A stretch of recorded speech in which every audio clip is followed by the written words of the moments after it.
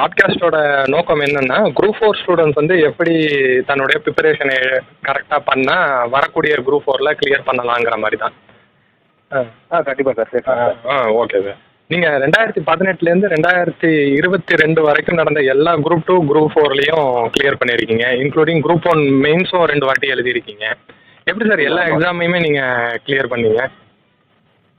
Clear பண்ணுறதுக்கு ஒரே reason வந்து முதல்ல நம்ம என்ன படிக்கிறோன்றது தெரிஞ்சு படிக்கணும்.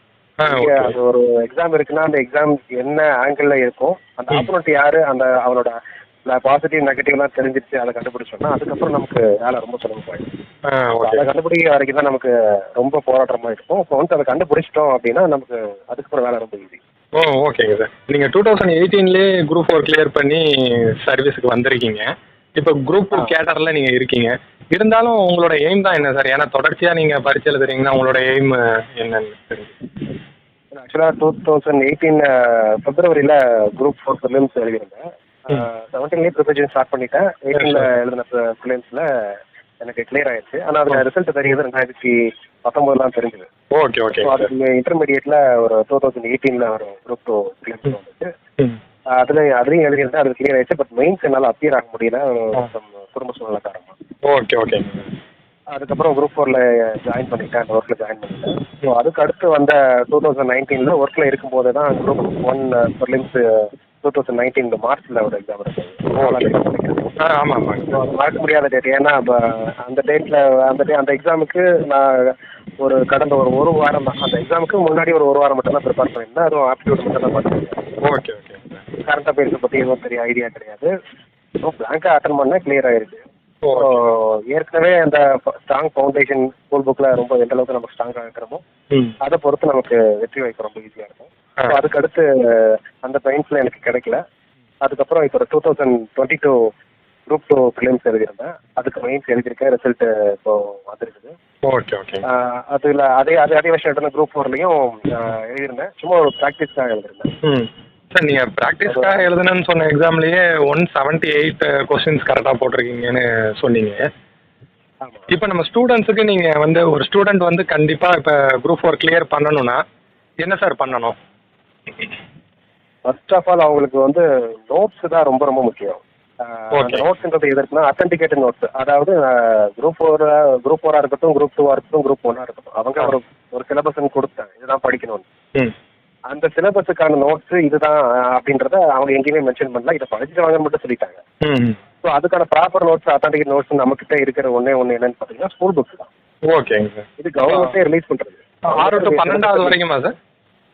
அதான் மாறி தான். 6 to 12ன்றது நமக்கு தெரிஞ்சது வந்து 6th 10th எல்லாருக்கும் காமன் தான். ஓகே. ஆனால் 11th 12th பார்த்தீங்கன்னா வந்து மேக்ஸ் பயாலஜி குரூப்பு, காமர்ஸ் குரூப்பை தவிர்த்து நிறைய குரூப்ஸ் இருக்குது. Okay okay. அந்த ஒவ்வொரு குரூப்புக்குள்ளேயும் எடுத்து போய் பார்த்தோன்னா ஏகப்பட்ட புக்ஸ் இருக்குது. அதுலயுமே நம்ம சிலபஸுக்கு தேவையான கண்டென்ட்ஸும் அடங்கும். Okay okay. இப்போ அதை யாரும் கவனிச்சிருக்க மாட்டாங்க. அந்த வழக்கமாக இருக்கிற பிசிக்ஸ் புக்கு, பயாலஜி புக்கு அதோட நிறுத்திக்குவாங்க. அதுக்கு மீறி அந்த புக்கெல்லாம் தேட மாட்டாங்க. ஸோ அங்கேயுமே கண்டென்ட் இருக்கு. பார்த்துட்டு தான் நிறைய பேர் கொஞ்சம் பயந்து போறாங்க.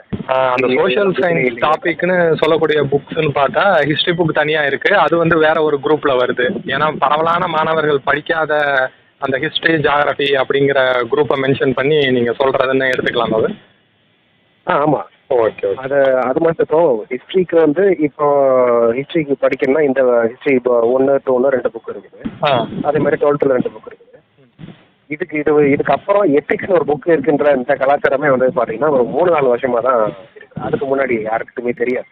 ஒரு புக்கை படிக்கணும், அதில் கண்டென்ட் இருக்குன்றது யாருக்கும் தெரியாது. Okay okay. ஸோ அந்த மாதிரி இது உதாரணத்துக்கு ஹிஸ்ட்ரியை சொல்கிறேன். இது மாதிரி நிறைய நம்ம வழக்கமாக தெரிஞ்சது போக மிச்ச புக்ஸும் இருக்குது. அதையும் படிச்சுட்டா தான் அந்த ஓவராலாக அந்த சிலபஸை நம்ம கம்ப்ளீட்டாக கவர் பண்ண முடியும். ஓகே ஓகேங்க சார். இப்போ நம்மளுடைய டெஸ்ட் பேட்சில் கூட நீங்கள் பார்த்தீங்க சார், நோட்ஸ் வந்து நீங்கள் சொன்ன மாதிரியே தான் நம்ம அலைன் பண்ணி கொடுத்துருக்கோம். நீங்கள் எத்திக்ஸை வந்து சிந்து சமவெளி நாகரிகம் அப்படிங்கிறத மேக்ஸிமம் ஸ்டூடெண்ட்ஸ் எத்திக்ஸ் புக்லேருந்து படிக்கிறது கிடையாது. ஆனால் திரும்பி இப்போ டிஎன்பிஎஸ்சிலேருந்து எந்த மாதிரி கேட்குறான்னா அந்த தலைப்பு எந்த புக்கில் இருந்தாலும் அந்த தலைப்புலேருந்து அந்த ஒரு கேள்வியை கேட்குற ஒரு பேட்டர்ன் இருக்குது. சார் டெஸ்ட் கொஸ்டின்லாம் எப்படி சார் ப்ராக்டிஸ் பண்ணுவீங்க? டிஎன்பிஎஸ்சி தரத்திலான கேள்விக்கு நீங்கள் என்ன செய்வீங்க? அதாவது டெஸ்ட் கொஸ்டின்றத வந்து நான் படிக்கும்போது, அதாவது ஸ்டார்டிங்கில் அப்போ வந்து இப்போ இருக்கிற மாதிரியான நிறைய கிளாஸஸோ புக்ஸோ மெட்டீரியல்ஸோ வந்து அந்த அளவுக்கு அவைலபிள் கிடையாது. ஸோ அந்த டைமில் என்ன பண்ணுவோம்னா புக்ஸையே வந்து ஃபர்ஸ்ட் இனிஷியல் படிக்க ஆரம்பித்த புதுசில் சிலபஸுக்கு ஏற்ற மாதிரி புக்கோட பேஜஸை கிழிச்சிருவேன். கிழிச்சு அந்த சிலபஸ் டாபிக் ஏற்ற மாதிரியான சிலபஸ், அதாவது 6th இருந்து 12th வரைக்கும் இருக்கிற எல்லா புக்ஸ்லையுமே கிழிச்சு அதை ஒன்றா பைண்ட் பண்ணி அதை வந்து ஒரு மெட்டீரியலாக வச்சு படிச்சுருக்கேன். Okay okay. இடையில அது கொஞ்சம் காம்ப்ளிகேஷனாக இருந்தது. என்ன அப்படின்னா, இப்போ ஒரு பேப்பரில் வந்து லாஸ்ட் பேஜ் ஒரு சிலபஸ் டாபிக்கான கண்டென்ட் முடியுதுன்னா அதோட அடுத்த பக்கம் வந்து அடுத்த சிலபஸ் டாபிக்கான கண்டென்ட் ஸ்டார்ட் ஆகும். அதை நான் ஜெராக்ஸ் எடுத்து அதை நம்ம சேர்க்கணும். இது எனக்கு கொஞ்சம் காம்ப்ளிகேஷனாக இருந்தது. அதுக்கப்புறம் அதை பாதிலேயே விட்டுட்டேன். அதுக்கப்புறம் புக்கை என்ன பண்ணிட்டோம்னா பேஜஸை மார்க் பண்ண ஆரம்பிச்சேன். Okay okay. பேஜஸை மார்க் பண்ணி, அதாவது ஒரு டாபிக் ஆரம்பிக்கிட்டு அதில் கண்டென்ட் போய்கிட்டு இருக்குதுன்னா, ஒரு லெசனில் கண்டென்ட் போய்கிட்டு இருக்குதுன்னா இடையில பார்த்தீங்கன்னா ஒரு லைன் டு 2 லைனில் வந்து சம்மந்தமே இல்லாமல் அது வேற ஒரு நபரை பற்றின ஒரு இன்ஃபர்மேஷன் ஒரு லைனில் இருக்கும். Okay okay. ஸோ அதையும் மிஸ் பண்ணக்கூடாது. அதுக்கு அந்த அளவுக்கு ஒரு பேஜை மைனூட்டாக நோட் பண்ணி வச்சிருக்கேன். என்னோட சிலபஸ்லேயே அப்படி தான் இருக்கும். Okay okay. இப்போ வந்து அதுக்கான கஷ்டமே இல்லை. இப்போ இருக்க படிக்கிற ஸ்டூடெண்ட்ஸுக்கு மெட்டீரியலே பார்த்தீங்கன்னா அவங்களே அதுக்கு சேர்த்து கொடுத்துறதுனால ரொம்ப சுலபமாக இருக்குது. Okay okay. ஸோ அடுத்த முதல்ல அப்படி இருக்கணும். அப்படி ரெடி பண்ணிவிட்டு அதுக்கப்புறம் தான் நீங்கள் கேட்ட மாதிரி டெஸ்ட்டுக்கே நம்ம வரணும். டெஸ்ட்டுக்குன்னு வரும்போது பார்த்தீங்கன்னா எனக்கு என்னை பொறுத்த வரைக்கும் நான் டெய்லி ப்ரிப்பேர் பண்ணிக்கிட்டு இருக்கேன் டெஸ்ட்டுக்கு. அது எய்தர் ஒரு இன்ஸ்டியூட் கொடுக்குறதா இருக்கட்டும் அல்லது வேற ஏதோ ஒரு இன்ஸ்டியூட், எந்த இன்ஸ்டியூட்டாக இருந்தாலும் பரவாயில்ல, அதுக்கான கொஸ்டின் சிலபஸ் படி இருக்கிற கொஸ்டின்ஸாக இருக்கட்டும் அல்லது ஏற்கனவே நடந்த கொஸ்டின்ஸ் இருக்குல்ல, குரூப் 1 இதை தவிர்த்து இன்னும் நிறைய எக்ஸாம்ஸ் இருக்கு. ஒரு 30 எக்ஸாம்ஸ் இருக்கு. அந்த 30 எக்ஸாம்ஸுக்கான கொஸ்டின்ஸையும் எடுத்து சால்வ் பண்ணுறது, இதை டெய்லி நான் பண்ணுவேன். ஓகே. அப்போ டிஎன்பிஎஸ்சி தரத்திலான கேள்வியை ப்ராக்டிஸ் பண்ணால் நம்ம டிஎன்பிஎஸ்சி கேள்வியை எதிர்கொள்ள முடியும். ஆமாம், கண்டிப்பாக. Okay okay. சரிங்க சார். ரெண்டே விஷயம் நமக்கு சொல்லுங்க சார். ஒரு 2 விஷயமா இப்போ ஸ்டூடெண்ட்ஸ்ட்ட சொல்லணும் அப்படின்னா, இது 2 விஷயம் நீங்கள் கரெக்டாக பண்ணப்பா உன்னால் குரூப் 4 கிளியர் பண்ண முடியும்னா எந்த 2 விஷயம் சார் நீங்கள் சொல்லுவீங்க? டெய்லி படிக்கணும், டெய்லி ரிவிஷன் பண்ணணும். அன்னைக்கு என்ன படிச்சோமோ அதை ரிவிஷன் பண்ணணும்.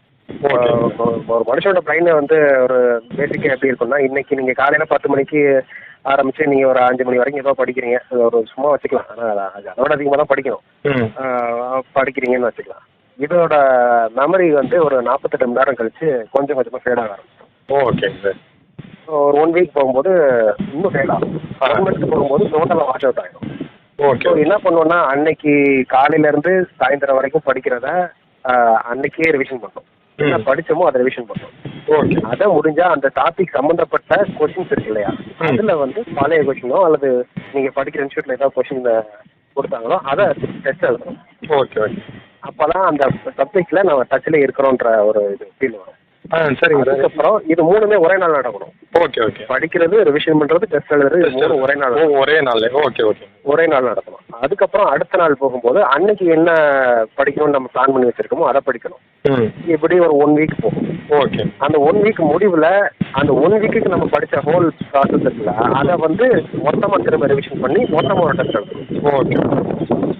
இப்படி செஞ்சோம்னா இது ஒரு நல்ல பெஸ்ட் மெத்தடாக இருக்கும். இதில் இந்த மாதிரி பண்ணும்போது உங்களுக்கு கண்டென்ட் வந்து உங்களுக்கு எங்கேயுமே மிஸ் ஆகாது. எப்போதுமே உங்களுக்கு ஞாபகத்தில் இருந்துகிட்டே இருக்கும். எப்போ கொஸ்டின் கேட்டாலும் உங்களால் ஆன்சர் பண்ண முடியும். ஓகே ஓகேங்க சார். சார், ஸ்டூடெண்ட்ஸ் தரப்புலேருந்து என்ன கேள்வி கேட்குறாங்கன்னா, புக்குக்கு வெளியிலேருந்து கேள்வி வரதா ஸ்டூடெண்ட்ஸ்லாம் பயப்படுறாங்களே சார். ஏன்னா புக்கை படிக்காமல் வெளியிலேருந்து போகிறாங்களே, எத்தனை கேள்வி தான் புக்குக்கு வெளியிலேருந்து வருது? எனக்கு குரூப் 4 பொறுத்த வரைக்கும் பார்த்தீங்கன்னா ஒரு 10 கொஸ்டின் வந்தாலே பெரிய விஷயம். அதுவே பெரிய விஷயம் தான் சொல்லுவேன். அப்போ 190 கேள்வி சார்? 190 தான் நமக்கு தெரிஞ்சது. அதை தான் நம்ம படிக்கிறோம். அதை பற்றி தான் நம்ம ஃபோக்கஸ் பண்ணணும். அந்த 10 கேள்வியை பார்த்து பயப்படவே கூடாது. ஏன்னா எது அதிகமாக கிடைக்கிறோ அதை பற்றி யோசிக்கணும். கிடைக்காத போய் நம்ம எதுக்கு யோசிச்சுட்டு இருக்கணும். 10லையுமே பார்த்தீங்கன்னா உங்களுக்கு கன்ஃபார்மாக ஒரு 5 கொஸ்டின் வந்து பழைய கொஸ்டினாக தான் இருக்கும். பழைய கொஸ்டின்னா நீங்கள் ஒரு ப்ரீவியஸ்ன்றதுல வந்து ஒரு 2 வருஷம் 3 வருஷம் முன்னாடி போனீங்கன்னா கிடைக்காது. Okay okay. அதுக்கும் முன்னாடி ஒரு 5-10 வருஷம் முன்னாடி போனீங்கன்னா தான் அதில் கண்டிப்பாக இருக்கிறதுக்கு சான்ஸ் இருக்கு. Okay okay. அதில் மிச்சம் இருக்கிற ஒரு 5 கொஸ்டின்ல வேணா ஒரு ரேண்டமாக அப்படி ஏதாவது கொஸ்டின் கொடுத்துருப்பாங்க. ஆன்சரே பண்ணக்கூடாதுன்ற இன்டென்ஷனோட கொடுப்பாங்க அந்த கொஸ்டின்ஸ்லாம். ஏன் அப்படின்னா நீங்கள் எல்லாருமே சென்டா அடிச்சிட்டோம்னா அப்புறம் அந்த எக்ஸாமுக்கு என்ன மரியாதை இருக்கு? 200க்கு 200 வாங்கிட முடியாதுங்கிறதுக்காக அந்த மாதிரி ஒரு கேள்வி. வாங்கக்கூடாதுன்றதுக்காக. அப்படி வாங்கிட்டாங்கன்னா இந்த காம்படிட்டிவ் எக்ஸாம் மேலே ஒரு மரியாதையே இருக்காது. அந்த டிஎன்பிஎஸ்சி பார்த்து நம்ம பயப்பட மாட்டோம். அந்த பயத்தை அவங்க தக்க வச்சுக்கணுன்றதுக்காக இந்த மாதிரி கொஸ்டின்ஸ். குரூப் 4 இருந்தால் ஒரு 10 கொஸ்டின் இருக்கும். குரூப் 2 குரூப் 1 இருந்தால் அந்த ஸ்டாண்டர்டுக்கு ஏற்ற மாதிரி கொஞ்சம் அதிகமாகும். Okay okay. மற்றபடி அதை பார்த்து பயந்துகிட்டு இருந்தோம்னா நம்ம 100 அதை பார்த்து பயந்து அந்த நோட்ஸை தேடி ஓடிக்கிட்டு இருந்தோம்னா 190 கேள்வி நம்ம விட்டுருவோம். Okay okay. 190 கேள்வி கண்டிப்பாக புக்கில் இருந்து வருதுன்னே நம்ம ஒரு முடிவுக்கு வந்துடலாம். கன்ஃபார்மாக வரும். அதனால என்னோட ஃப்ரெண்டுக்கு கூட என் கூட சேர்ந்து படித்தவர் குரூப் 1ல என் கூட படித்தவருக்கு நான் கிளியர் பண்ணல 2018. அதுக்கு அந்த எக்ஸாமுக்கு ஒரு 2 மந்த்ஸுக்கு முன்னாடி ஒருத்தருக்கு நான் லைவாகவே காமிச்சேன். ஓ ஓகே ஓகே. ஏதோ அவர் அசிஸ்டன்ட் எக்ஸாம் அப்போ எழுதிருந்தேன் 2017 மிடில். அவர் என்கிட்ட வந்து இந்த மாதிரி கொஸ்டின்ஸ்லாம் வந்தது. அப்போ வந்து 2Aக்கான கொஸ்டின்ஸ் வந்து தனித்தனியாக இருந்தது. எக்ஸாம் வந்து தனித்தனியாக இருந்தது. இன்டர்வியூ போஸ்ட்டுக்கும் நான் இன்டர்வியூ போஸ்ட்டுக்கும் அந்த டைமில் எழுதிட்டு வந்து என்ன கேட்டார். அவருக்கு நான் லைவாகவே காமிச்சேன். ஒவ்வொரு கொஸ்டினும் எந்த புக்கில் எந்தெந்த இடத்துல இருக்குது அப்படின்ற ஒரு சிலபஸ் வைஸ் அவர் காமிச்சதும் அவர் கண்டிப்பாக ஆகி அதை படித்து அதுக்கப்புறம் அவர் என் கூட அவர் கிளியர் பண்ணிட்டார். அவர் ஓகே ஓகே. உங்கள் சீனியரும் உங்கள் கூட சேர்ந்து கிளியர் பண்ணியிருக்காராப்பா? ஆமாம், கிளியர் பண்ணிட்டார். அவர் லேபர் டிபார்ட்மெண்ட்டில் ஒர்க் பண்ணிட்டு இருக்காரு. கிண்டியில் ஒர்க் பண்ணிட்டு. Okay okay. இருந்தாலும் நம்மளோட ஸ்டூடெண்ட்ஸ் திருப்பி கேட்கறதா நான் ஸ்கூல் புக்கு படிச்சுட்டேன், நான் டெஸ்ட்டும் எழுதி பார்க்குறேன், இருந்தாலும் எனக்கு சில கொஸ்டின்ஸ் எல்லாம் எங்கேருந்து வருதுன்னே தெரியலன்னு சொல்கிறாங்க சார். அவங்களுக்கு என்ன நீங்கள் ஒரு சொல்யூஷனாக கொடுக்குறீங்க? அந்த நான் இப்போ இதில் 11th 12thன்றதுல அப்பார்ட் ஃப்ரம் நம்மளோட நாலேஜுக்கு எட்டினதை தாண்டி சில புக்ஸ் இருக்குன்னு சொல்கிறோம்ல. ஆமாம் ஆமாம். அங்கே தான் கண்டிப்பாக இருக்கும். Okay okay. ஸோ அந்த மெட்டீரியலை எல்லாரும் அதை வாட்ச் பண்ணுறதில்ல. அங்கே அதில் இங்கெல்லாம் அதில் நம்ம வரியாக கொஞ்சம் நோட் பண்ணணும். ஃபஸ்ட்டு இண்டெக்ஸை பார்த்தாலே தெரியும். அதுக்கப்புறம் இண்டெக்ஸ்லேருந்து சப் டாபிக்ஸை போய் பார்த்து ஓரளவுக்கு கெஸ் பண்ண முடியும். இந்த டாபிக்ஸ்க்குள்ளே இதெல்லாம் அடங்குமா, நம்ம சிலபஸுக்குள்ளே இதெல்லாம் அடங்குமான்னு பார்த்து எடுக்க முடியும். இப்போ மெட்டீரியலே ரொம்ப ஈஸியாக நிறைய வந்துட்டதுனால உதாரணத்தோட இதை சொல்ல முடியுமா சார்? இப்போ மராத்தியர்னு ஒரு டாபிக் இருக்குது, அதுலேருந்து நான் படிக்கணும், அதுலேருந்து வர ஒரு கேள்வியை நான் வந்து கரெக்டாக பதில் சொல்லணும்னா இதுக்கு என்ன சார் சொல்லிடுறேன்? இப்போ மராத்தியர்னு ஒரு டாபிக் வச்சு உதாரணமாக சொல்லுங்கள். மராத்தியர்னா உங்களுக்கு 6th to 10th வரைக்கும் ஒரு செட்டு, அதுக்குள்ள ஒரு கண்டென்ட் இருக்கும். அதோட அந்த இது முடிஞ்சிடும். ஓகே. அதுதான், அதாவது பேசிக் லெவல் குவாலிஃபிகேஷன்றது வந்து 6th to 10th தான். இது வரைக்கும் ஒரு பையனுக்கு ஒரு ஸ்டூடெண்ட்டுக்கு என்னென்னு தெரிஞ்சுக்கணும், எல்லாத்தையும் பரவாயில்ல சொல்லி முடிச்சிடணும் அப்படின்னு சொல்லிடுவாங்க. ஓகே. அதுக்கப்புறம் 11th இருந்து 12th வரைக்கும் அந்த ஸ்பெசிஃபிக்காக அந்த குரூப் எடுத்து படிக்கிறவங்களுக்கு டீட்டெயிலாம் சொல்லணும்னு நினைப்பாங்க. ஸோ இப்போ மராத்தியர் எடுத்துக்கிட்டிங்கன்னா 6th இருந்து 10th வரைக்கும் இருக்கிற ஏதோ ஒரு புக்ஸில் கண்டிப்பாக ஒன்று இருக்கும். 7வது புக்கில் இருக்குங்க அது. இருக்கும். அடுத்து அதே இன்ஃபர்மேஷன் இதில் ஹிஸ்ட்ரிக்குன்னு தனியாக ஒரு குரூப் இருக்கும்ல. ஆமாம். 11th குரூப்பில் ஒரு புக் இருக்கும். அந்த புக் எடுத்து பார்த்தீங்கன்னா அதில் கொஞ்சம் இன்ஃபர்மேஷன் இருக்கும். ஓகே. அதுலேயுமே பார்த்தீங்கன்னா 11th தான் இருக்கும். 12th வந்து மாடர்ன் இந்தியாவுக்கு போயிடுவாங்க. ஆமாம் ஆமாம். இதை தவிர்த்து எத்திக்ஸில் பார்த்தீங்கன்னா அங்கே கொஞ்சம் கல்ச்சரல் சம்மந்தப்பட்ட விஷயங்கள் கொடுத்துருக்கிறதுக்கு வாய்ப்பு இருக்குது. ஆமாங்க சார், கொடுத்துருக்காங்க தான் அதில். அதுவும் இருக்கும். அப்புறம் இதே மாதிரி பாட்னி ஜுவாலஜிலாம் பார்த்தீங்கன்னா நமக்கு ஃபர்ஸ்ட் குரூப்பில் இருக்கிற இதில் மட்டும்தான் இருக்குன்னு கண்டக்ட் இருக்குன்ற அவசியம் இல்லை. உதாரணத்துக்கு நம்ம உரங்கள்லாம் எடுத்துக்கிட்டோம்னா நம்ம எல்லாரும் என்ன படிப்போம்னா ஒரு கெமிஸ்ட்ரி புக்கில் அது இருக்கான்னு தேடுவோம். ஆனால் அங்கே இது இருக்கவே இருக்காது. Okay okay. 11th 12th agriculture சம்மந்தப்பட்ட ஒரு கோர்ஸ் ஒரு குரூப் இருக்குது. அதில் ஒரு புக்கில் வந்து உரங்கள் சம்மந்தப்பட்ட டாபிக்ஸ்லாம் இருக்குது. அதாவது அதில் ரொம்ப எலாபரேட்டாகவே எக்ஸ்பிளைன் பண்ணியிருக்காங்க. Okay okay. அது நிறைய பேருக்கு தெரியறதில்ல, அது யாரும் படிக்கிறதும் இல்லை. இந்த மாதிரி வழக்கமாக தெரிஞ்ச புத்தகங்களை தாண்டி 11th 12th நிறைய புத்தகங்கள் இருக்குது. அதெல்லாம் எடுத்து தேடி பார்த்து கன்சல்டேட் பண்ணும்போது தான் நமக்கு அதாவது கம்ப்ளீட்டான சிலபஸை ஓரளவுக்கு கவர் பண்ண முடியும். Okay okay. சரிங்க சார். இப்போ ஒரு சக்ஸஸ் மந்த்ரா நம்ம ஸ்டூடெண்ட்டுக்கு சொல்லணும்னா என்ன சார் சொல்லுவீங்க? என்னை பொறுத்த வரைக்கும் மந்த்ரா அப்படின்னா ஃபஸ்ட்டு லைஃப் ஸ்டைல் அல்லது டிசிப்ளின் இருக்கணும். இதை எப்படி சொல்கிறேன்னா, காலையில் எத்தனை மணிக்கு நான் எந்திக்கிறேன்றதுலேருந்து எத்தனை மணிக்கு நான் ஃப்ரெஷ்ஷாக ஆகி முடிக்கிறேன், எவ்வளோ மணி நேரம் நான் நடுவில் சாப்பிட்றேன், எத்தனை மணிக்கு படிக்க ஆரம்பிக்கிறேன்றதுலேருந்து நைட்டு தூங்குறது வரைக்கும் நான் என்ன சப்ஜெக்ட் படிக்க போகிறேன், எந்தெந்த சப்ஜெக்ட்லாம் படிக்க போகிறேன், எத்தனை மணிக்கு ரிவிஷன் பண்ண போகிறேன், என்ன ரிவிஷன் பண்ண போகிறேன் அப்படிங்கிற complete life style and time schedule இருக்கணும். Okay okay. இந்த டைம் மேனேஜ்மெண்ட் இருந்தால் மட்டும்தான் அது சாத்தியப்படும்.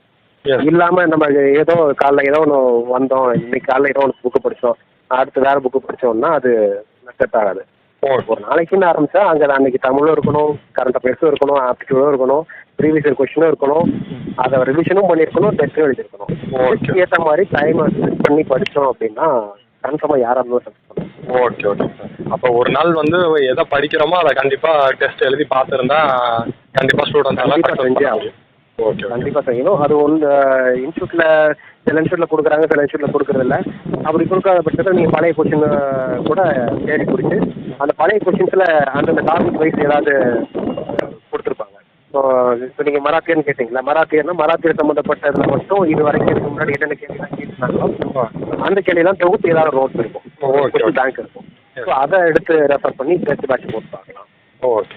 அப்புறம் ஸ்டூடெண்ட்ஸோட கடைசி கேள்விங்க சார், எங்களை நாங்கள் எப்படி மோட்டிவேட்டாக வச்சுக்கிறது? ஒரு நாள் பார்த்தா நாங்கள் உற்சாகமாக இருக்கோம், அடுத்த நாள் வந்து படிக்கணும்னே தோண மாட்டேங்குது. அப்போ தொடர்ந்து ஒரு மாணவன் உற்சாகமாகவே இருக்கணும் அப்படின்னா நீங்கள் சொல்கிற ஐடியா என்ன? ஒரே பதில் வந்து செல்ஃப் மோட்டிவேஷன் தான் இதுக்கு. இப்போ நான் வேலைக்கு வரணும், ஏன் வரணுன்றதுக்கு எனக்கு ஒரு காரணம் இருக்குன்னா, எழுதுற படிக்கிற எல்லாத்துக்குமே ஒவ்வொருத்தருக்கும் ஒரு காரணம் இருக்கு. அந்த காரணம் வெறும் ஆசையா இருந்துச்சுன்னா அது ஒரு நாள் தான் நீடிக்கும், மிஞ்சி மிஞ்சி போனால் ஒரு மாதம் நீடிக்கும். அது ஆசையா இருக்கக்கூடாது, வைராக்கியமா இருக்கணும். Okay okay. உதாரணத்துக்கு நம்மளை யாரோ ஒரு ஏழ்மைப்பட்ட ஒரு மாணவன் இருக்கிறான், அவங்க ஒரு பொருளாதார ஒரு காரணத்தை காமிச்சு ஒருத்தர் வந்து குடும்பத்தில் இருக்கிறவங்க அவங்க சொந்தக்காரங்களே அவங்கள ரொம்ப ரெஸ்பெக்ட் பண்ணல அப்படிங்கிற பட்சத்தில் அவங்களுக்கு என்ன தோணும்? எனக்கு பணம் இல்லைன்ற ஒரே ரீசன் தானே நீ என்ன ரெஸ்பெக்ட் பண்ண மாட்டேங்கிற, அப்போ எனக்கு சமூகத்தில் ஒரு நல்ல அந்தஸ்து இருக்கிற ஒரு இடத்துக்கு போயிட்டா நீ என்ன ரெஸ்பெக்ட் பண்ணல அப்படிங்கிற ஒரு வைராக்கியம் வரும். ஓகே. அந்த வைராக்கியம் எதிர அவன் பணம் சம்பாதிக்கிறத நோக்கி ஒரு பிஸ்னஸ் ஆகவோ அல்லது ஐடி கம்பெனியில் வேலை பார்க்கறதாகவோ அல்லது கவர்மெண்ட் எக்ஸாம் எழுதுறதாகவோ இந்த மாதிரி ஒரு அவனை திசை திருப்போம். அது ஒவ்வொருத்தருக்கும் அமைகிற அனுபவங்களை பொறுத்து இருக்கு. Okay okay. இந்த மாதிரி ஒவ்வொருத்தருக்கு இருக்கிற அனுபவத்தை அடிப்படையில் அவங்க தன்னைத்தானே செல்ஃப் மோட்டிவேட் பண்ணால் மட்டும்தான் இது சாத்தியம். நீங்கள் வெளியிலேருந்து நம்ம என்னதான் சொன்னாலும் அது 1 வீக் அந்த ஊசிக்க அந்த மருந்து ஒரு வாரம் வேலை செய்யும். ஓகே ஓகேங்க சார். அதான் நம்ம சொல்றது, உங்களோட குறிக்கோள் என்னன்னு தெரிஞ்சுட்டு அதை தொடர்ந்து அதையே இலக்கா வச்சு பயன் பண்ணுங்க அப்படின்னு சொல்றது. Yes sir. சந்திர சார், உங்களோட நேரத்தை ஒதுக்குனதுக்கு ரொம்ப தேங்க்யூ சார். இதன் மூலியமா நம்ம ஸ்டூடெண்ட்ஸ் பயனடைவாங்கன்னு நினைக்கிறேன். வேற சந்தர்ப்பங்கள்லாம் உங்க கூட பேசலாங்க. பேசலாம் சார். தேங்க்யூ. Thank you sir.